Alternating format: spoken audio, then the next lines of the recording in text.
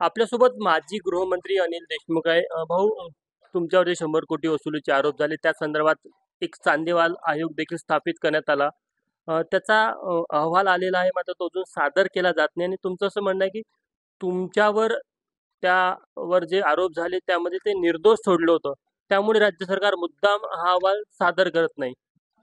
मी म्हणत नाही. महाराष्ट्राच्या सर्व वर्तमानपत्रामध्ये हा अहवाल जो निष्कर्ष आहे तो आला होता. त्या अहवालामध्ये म्हटलेलं आहे की अनिल देशमुख म्हणजे वर्तमानपत्रात सांगतो मी, सर्व वर्तमानपत्रामध्ये आलं होतं की अनिल देशमुखांना क्लीन चिट दिली. महाराष्ट्र टाइम, लोकसत्ता, सर्व जे वर्तमानपत्र सगळ्यांनी छापलं होतं. मी सुद्धा माहिती घेतली. पण जोपर्यंत हा अहवाल सार्वजनिक केला पाहिजे, 1400 पानाचा अहवाल आहे. त्यामुळे 1400 पानामध्ये काय काय ते या अहवालात म्हटलं आहे. माझी जी माहिती आहे या अहवालामध्ये त्यांनी सांगितलं आहे की अनिल देशमुखावर जे आरोप झाले त्याच्यामध्ये कोणतंही तथ्य नाही. अनिल देशमुखावर जे आरोप झाले त्याचे कोणतेही पुरावे नाही. अनिल देशमुखावर हवेमध्ये आरोप करण्यात आले. अशा पद्धतीनं जवळजवळ 11 महिने न्यायमूर्ती जस्टिस चांदीवाल यांनी चौकशी केली. आता 11 महिने चौकशी केल्यानंतर त्यांनी 1400 पानाचा अहवाल दिल्यानंतर तो अहवाल लोकांसमोर आला पाहिजे, जेणेकरून लोकांना त्यामध्ये माहीत पडेल की या अहवालामध्ये न्यायमूर्ती चांदीवाल यांनी काय म्हटलंय.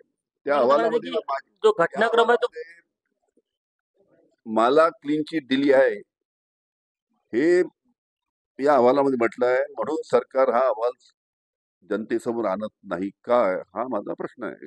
संपूर्ण घटनाक्रम आणि वस्तुस्थिती ते देखील त्या माध्यमातून जनतेला कळेल असं कळलं.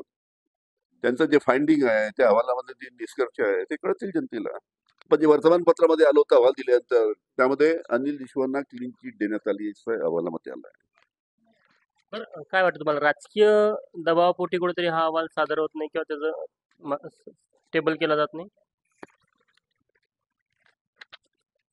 बहुतेक राज्य शासनाला वाटत असेल की हा अहवाल जनतेसमोर न आलेला बरा, म्हणून ते करत नसतील. कारण त्याच्यामध्ये मी सांगितलं की मला क्लीन चिट देण्यात आली म्हणून. तुम्ही मुख्यमंत्र्यांनी पत्र लिहिलेलं आहे, काय मागणी आहे? तीच मागे बघा की न्यायमूर्ती चांदीवाल यांचा अहवाल राज्य शासनाने लवकरात लवकर जनतेसमोर आणावा. अन्यथा पुढची काय भूमिका राहील तुमची? नाही चाललं तर मग मला कोर्टात जावं लागेल. तर हे होते माजी गृहमंत्री अनिल देशमुख. कॅमेरामॅन व्यंकटेश नायडूसह तुषार कोहळे, एबीपी माझा, नागपूर. एबीपी माझा, उघडा डोळे बघा नीट.